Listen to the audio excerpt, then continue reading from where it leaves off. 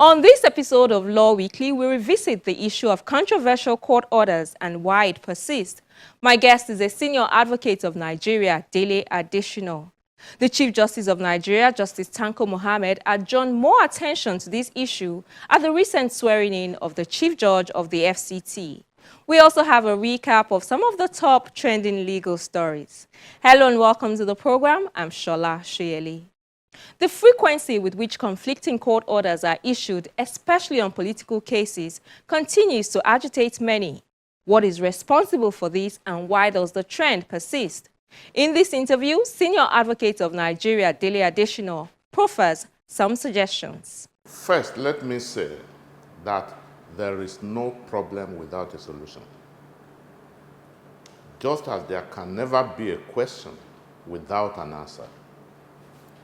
But having said that, the problem has persisted because we have not found the right solution, if we have found any solution at all. Talking about a problem, yes, it's okay, but talk only will not solve it. There has to be functional talk. There has to be practical steps taken to identify offenders and sanction them appropriately. Without punishment, people will continue to commit offenses.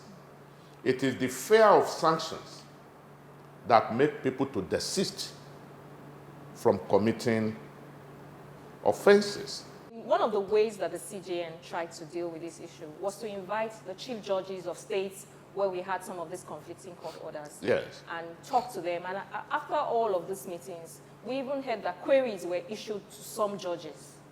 Now, the bar on its part also drew attention to it, like you said, and I think they set up a committee. But we've not heard anything after that. Would you agree with those who say that the bar, past administrations of the bar, perhaps the current administration, the leadership of the bar, seems to shy away from identifying and dealing squarely with the lawyers involved who filed these cases before the different judges? Well, your question is frontal, and you know me, okay? I will not avoid answering your question.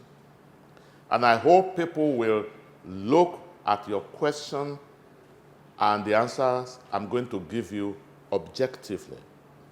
For those who think like you have narrated, I don't think they are wrong. I do not think they are wrong. Are you with me? You say, a serious problem requires a serious solution, pragmatic and realistic solution. Now, yes, it is true the CJN invited some judges, we knew the time.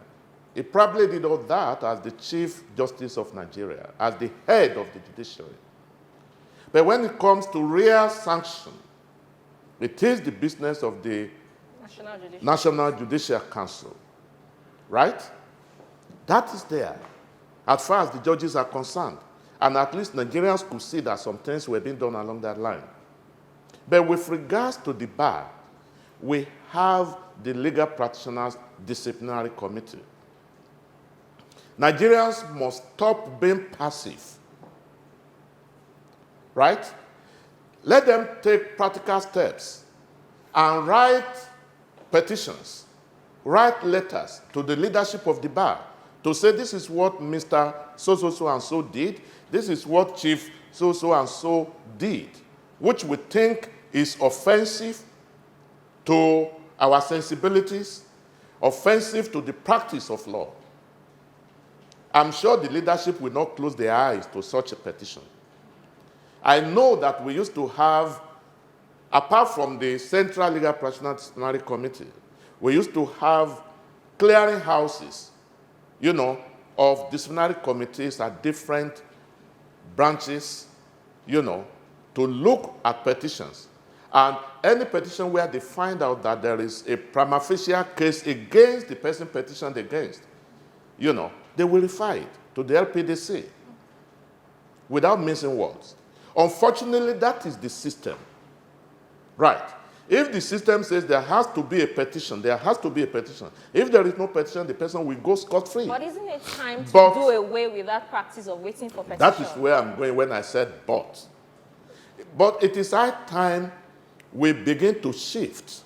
There has to be a self-mechanism, of getting these things done. For example, if a lawyer appears before a court and the judge or judges or justices, if it is an appellate court, feels that the lawyer has gone beyond the realm permitted by the ethical standard of the profession, without anybody writing petition, the court should be able to refer such a lawyer to the Legal Practitioners Disciplinary Committee. I haven't seen it done, but nothing should stop it from being done. That is when we can become more accountable. It's a profession that pays high premium on ethics, on professional ethics. The code of conduct of the profession is very strict, and it's written in black and white. There is no, is it not?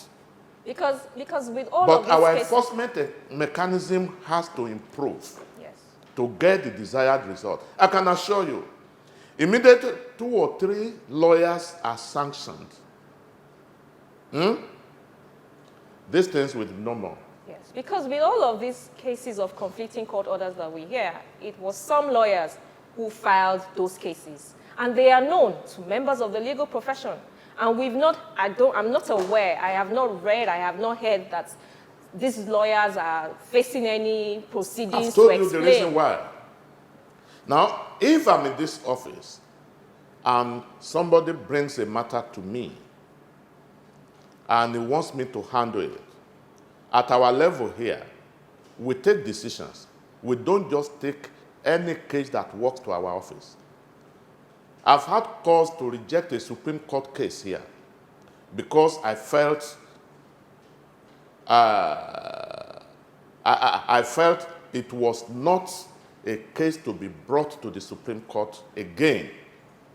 And I told the client, sorry, I have to give this personal experience, but you need to emphasize some of the things we are saying through this kind of illustrations.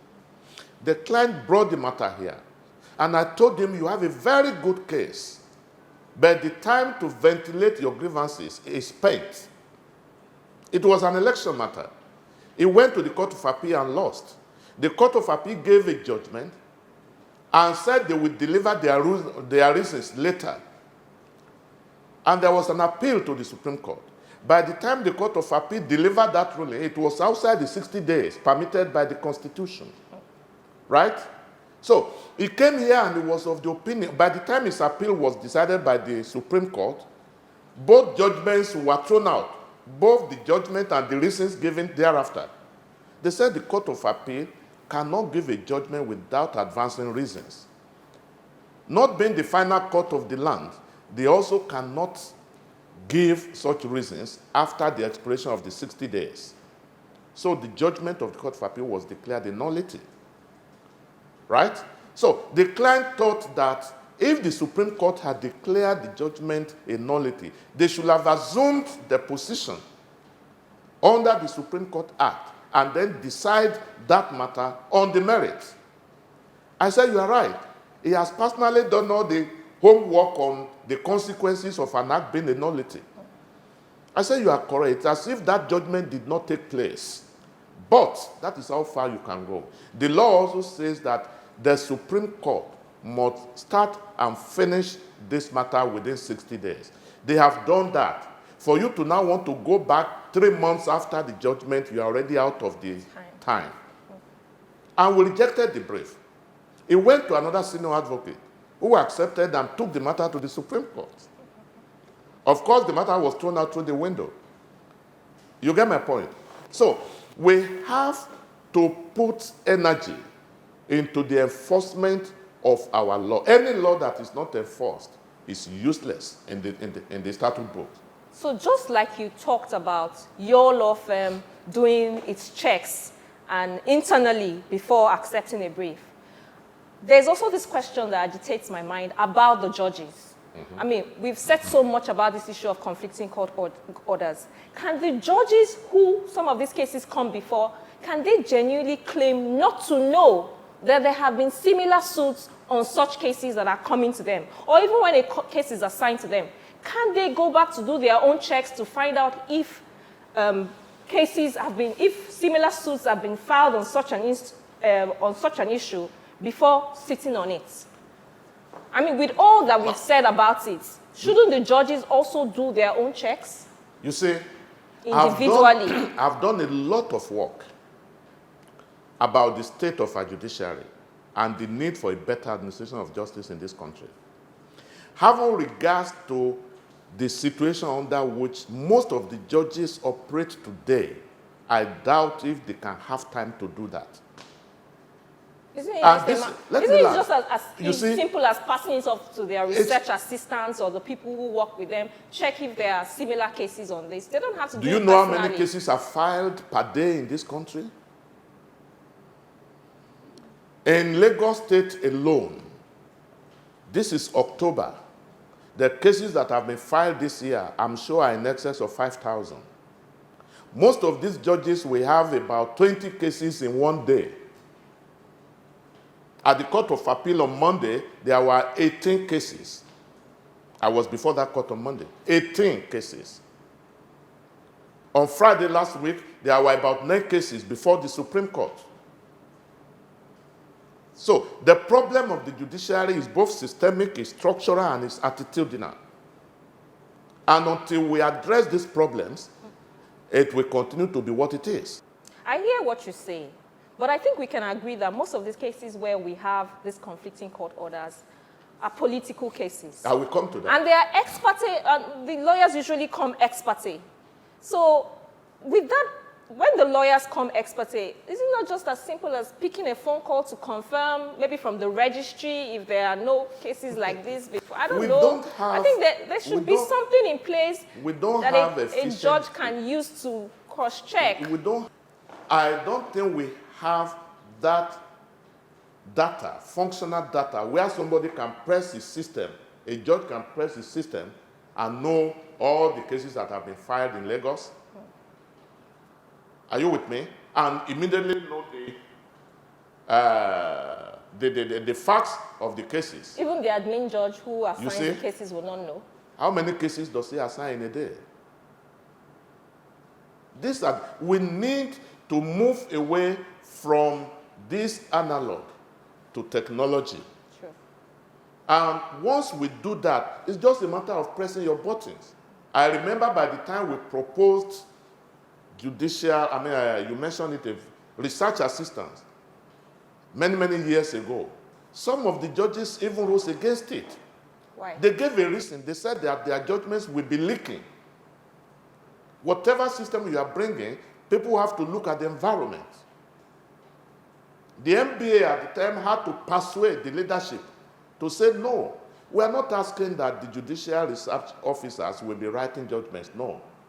But they can assist your lordship in looking for authorities that you are going to apply without the research assistant knowing whether you are going to decide one way or the other.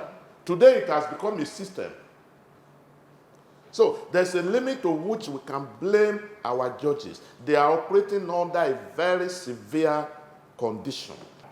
But I think the bane of our problem, if we can summarize it, is one, there is no effective sanction for infractions. We need to step up, not only at the level of the profession, but also, when I say the profession, I mean both at the bar and the bench. And more importantly, the politicians, the clients too, must be answerable. The do or die affair which characterizes our politics in Nigeria has to stop. That's what is giving rise to that.